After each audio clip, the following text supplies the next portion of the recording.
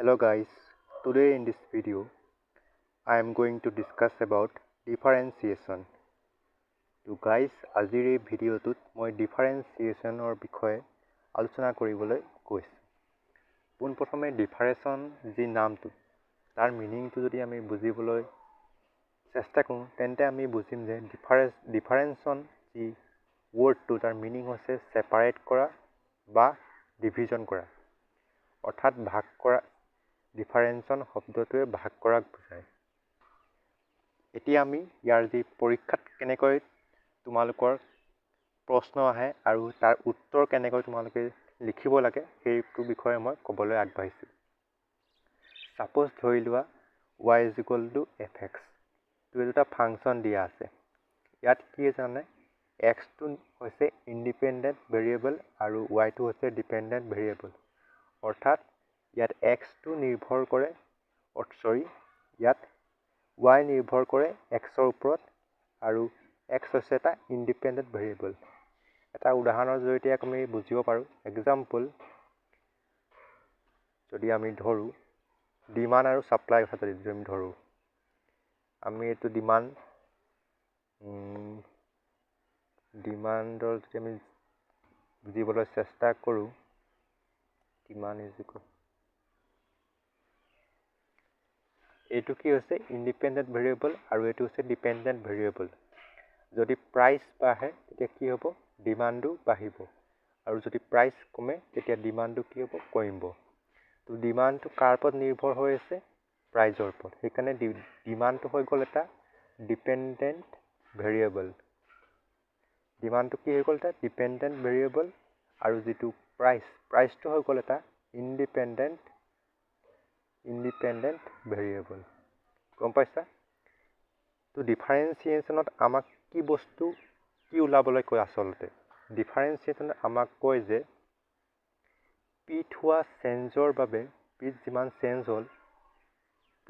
Change হ'ল সেই চেঞ্জটোৰ বাবে ইয়াত কিমান চেঞ্জ হ'ব, অৰ্থাৎ পিত হোৱা n পৰিমাণৰ চেঞ্জৰ বাবে ডিত কিমান পৰিমাণৰ চেঞ্জ হ'ব, অৰ্থাৎ ইয়াত যিমান চেঞ্জ হ'ল তাৰ ৰিয়েকশ্যনত ইয়াত কিমান চেঞ্জ হ'ব, তাক আমি ডিফাৰেন্সিয়েশ্যন বুলি বুজোঁ। ইয়াত চোৱা মই লিখি দিছোঁ y = fx where the value of y is associated with the value of x, অৰ্থাৎ y কাৰ ওপৰত নিৰ্ভৰ হৈ আছে, xৰ ওপৰত নিৰ্ভৰ হৈ আছে। The difference quotient of the above function delta y by delta x, যদি x ৰ পৰিৱৰ্তন হয় তেতিয়া y ৰ পৰিৱৰ্তন হ'ব।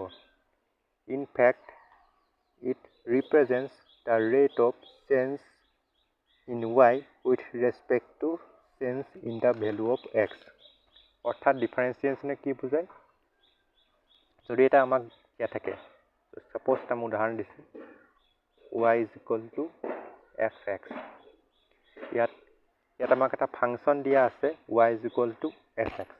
তো আমাক কৈছে ইয়াৰ ডিফাৰেন্সিয়েশ্যন ওলাবলৈ। ডিফাৰেন্সিয়েশ্যন মানে কি, xত হোৱা চেঞ্জৰ বাবে yত কিমান চেঞ্জ হ'ব, আৰু এই চেঞ্জটোক আমি কি কৰোঁ, ডিভাইড কৰি বা ভাগ কৰি আমি লিখোঁ। তো এইটো আমি এনেকৈ লিখিম dy/dx। এইটোক কোৱা হয় dyৰ মিনিংটো হৈছে differentiation in y with respect to x, বা আমি ইয়াক কেনেকৈ ক'ব পাৰোঁ, চেঞ্জ ইন y, এইটো change in y with respect to x। গম পালা? তো এইকেইটা হ'ল বেছিক কনচেপ্ট। এতিয়া আমি ডিফাৰেন্সিয়েশ্যনৰ কিছুমান বেছিক ফৰ্মুলাৰ বিষয়ে আগবাঢ়োঁ ব'লা। তো এতিয়া ডিফাৰেন্সিয়েশ্যনৰ যিকেইটা বেছিক ফৰ্মুলা, প্ৰথমটো হৈছে power function rule. Power function ৰুলে কি কয় চোৱা, ছাপ'জ এটা ফাংচন দিয়া আছে y = xn, ইয়াত n যিকোনো হ'ব পাৰে, 1 2 3 4 5, এইটো হৈছে এটা ভেৰিয়েবল, আৰু এইটো হৈছে কি তোমাৰ পাৱাৰ, এইটো যিকোনো সংখ্যা হ'ব পাৰে। গম পাইছা? তো আমাক ইয়াৰ কি কৰিব দিছে, ডিফাৰেন্সিয়েশ্যন কৰিব দিছে, মানে ইয়াত হোৱা চেঞ্জৰ বাবে ইয়াত কিমান চেঞ্জ হ'ব এইটোক আমি ভাগ কৰি লিখিব লাগে। তো এইটোক আমি কেনেকৈ ভাগ লিখিম, যিটো nটো আছে এই nটো আমি কি লিখিম, প্ৰথমে লিখিম। যিটো পাৱাৰটো আছে পাৱাৰটো প্ৰথমে লিখিম, তাৰপৰা যিটো ভেৰিয়েবল আছে ভেৰিয়েবলটো এনেকৈ থাকিব, তাৰপিছত n লগত আমি কি কৰিম -1 তো এইটো হৈছে পাৱাৰ ফাংচনৰ ফৰ্মুলা কি কৰিলোঁ একো টান নহয় যেটো পাৱাৰটো আছে এই পাৱাৰটো আমি প্ৰথমে লিখি ললোঁ তাৰপিছত x টো x থাকিব দিলোঁ তাৰপৰা n ৰ পৰা -1 কৰিলোঁ একটা এক্সাম্পলৰ সহায়ত বুজো আহা এক্সাম্পল যদি আমি ধৰো 2y = x5 এতিয়া ইয়াক আমাৰ ডিফাৰেন্সিয়েচন কৰিব দিছে এতিয়া ডিফাৰেন্সিয়েচন কৰোঁ বলা dy/dux ইয়াত হ'ব 5x 5 টো প্ৰথমে লিখি ললোঁ x বা 5 - 1 কি হ'ব 4 so this is your final answer বুজি পালা তোমালোকে হৈ গ'ল এটো হল ফাৰ্স্ট ৰুল তোমালোকে প্ৰ্যাকটিস কৰিবা এতিয়া সেকেন্ড ৰুলটো হৈছে কনস্ট্যান্ট ফাংশন যদি y = a থাকে বা y = 5 যদি কোনো এটা ফাংশনত অকল কনস্ট্যান্ট দিয়া থাকে ভেৰিয়েবল নাথাকে x বা ভেৰিয়েবল নাই অকল কি আছে কনস্ট্যান্ট আছে তো কেনেকৈ আমি ডিফাৰেন্সিয়েচন কৰিম যদি এটো আমি ডিফাৰেন্সিয়েচন কৰো dy/dx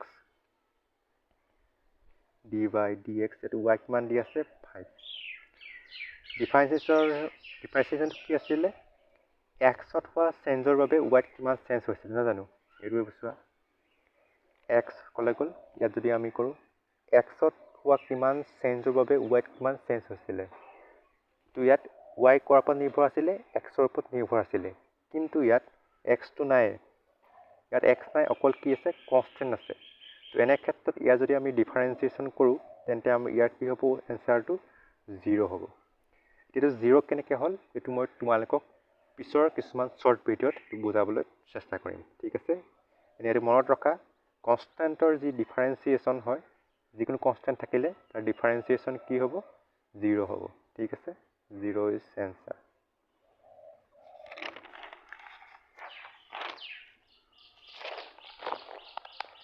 এতিয়া আমি কৰিম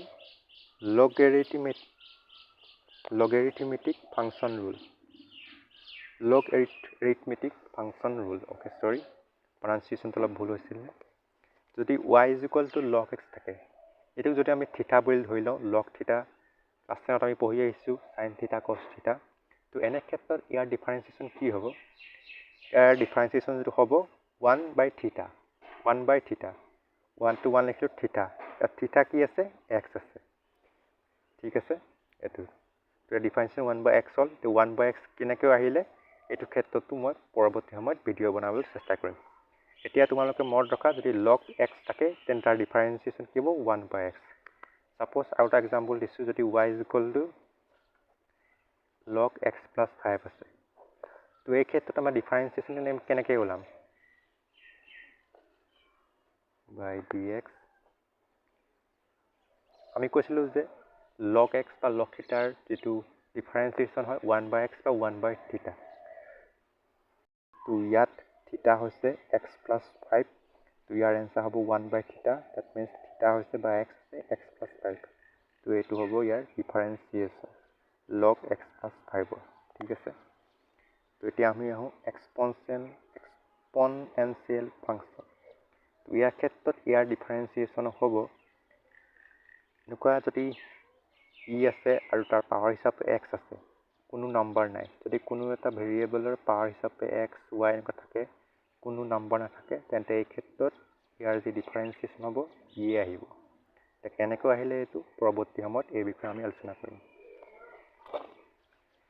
আৰু এটা আছে এক্সপোনেনশিয়েল ৰুলৰ ভিতৰতে যদি y = ex থাকে ইয়াত কি হৈছে a আৰু x ইনটু হৈছে আমি এনেকুৱা হেৰি পাইছিলো x5 এনেকুৱা ধৰণৰ আমি পাইছিলো কি তোমাৰ আমি এনেকুৱা ধৰণৰ ফাংশন পাইছিলো কিন্তু ইয়াত দুটা পাৱাৰ আছে a আৰু x তো এই ক্ষেত্ৰত যদি আমি ইয়াৰ ডিফাৰেন্সিয়েচন কৰো তেন্তে প্ৰথমে আমি কি কৰিম এটো প্ৰথমে লিখিম তাৰ পিছত e to e বা as it is আমি লিখি দিম ax মানে যেনেকৈ আছে তেনেকৈ লিখি দিম এটা এক্সাম্পলৰ সৈতে কৰি চেষ্টা কৰো বুজিবলৈ suppose y =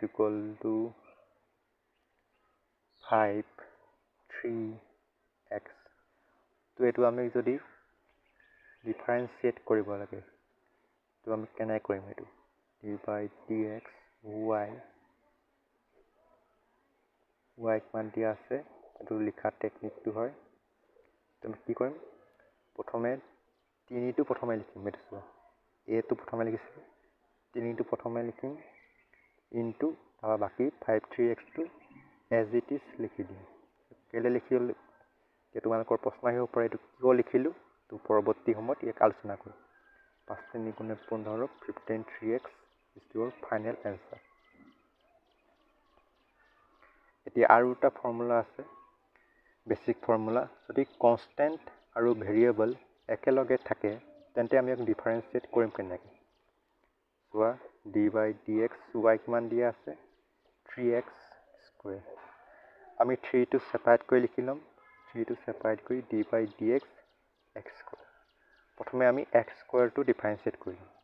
x² কেনেকৈ ডিফাৰেঞ্চিয়েট কৰিব লাগে এইটো মই পাৱাৰ ৰুলত শিকাই থৈ আহিছোঁ ইতিমধ্যে। তো এইটো কেনেকৈ কৰিম, 2x 2ৰ পৰা 1 গ'লে কিমান হ'ব 1 হ'ব।